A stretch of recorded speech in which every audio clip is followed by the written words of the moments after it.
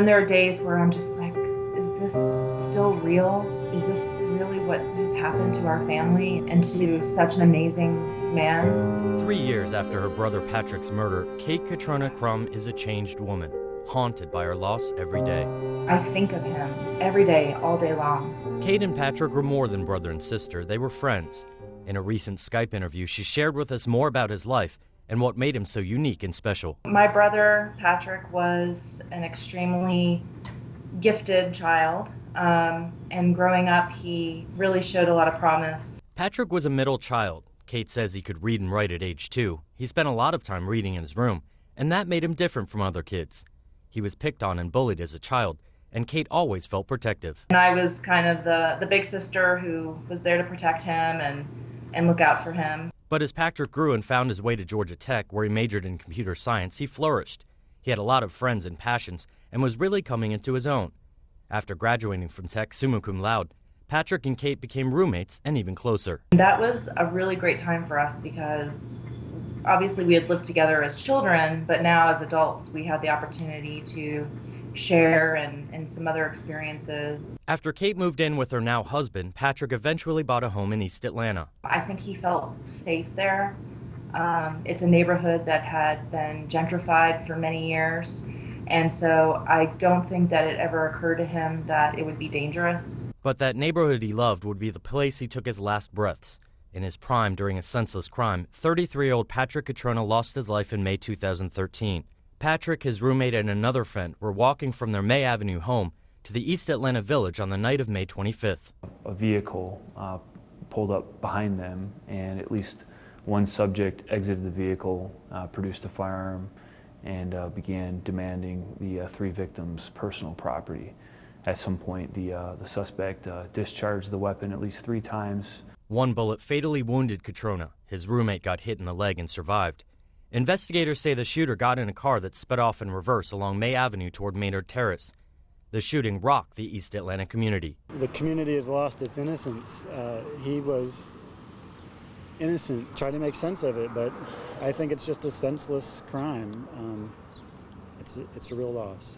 We really didn't even know the extent of his friends and his circles because after he passed, so many people reached out to us. The community rallied behind Cotrona's family and demanded justice in the case.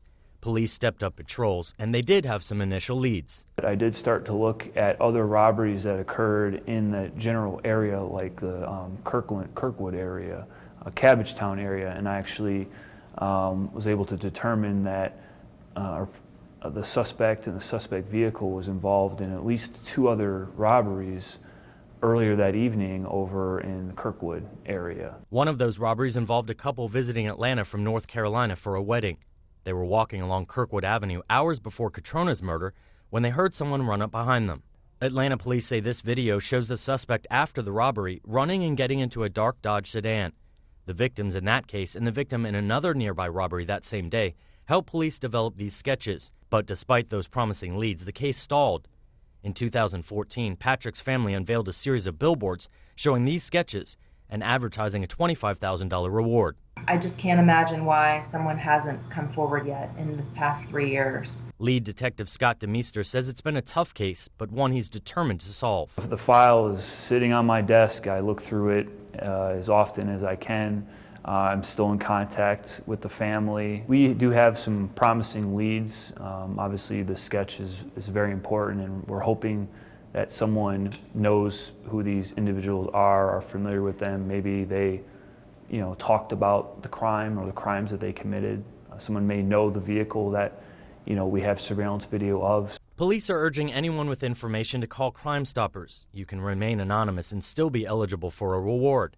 While Cotrona's family is desperate for someone to come forward, his sister Kate is realistic about the ramifications. I also have to think about my family, and if there were arrests and there was a trial, what that would do to my family, reliving that and in such detail. My parents, they're not the same people, and that makes me very sad. Even though an arrest could make the family relive the pain, Kate knows this. But in the end, justice is really the ultimate factor.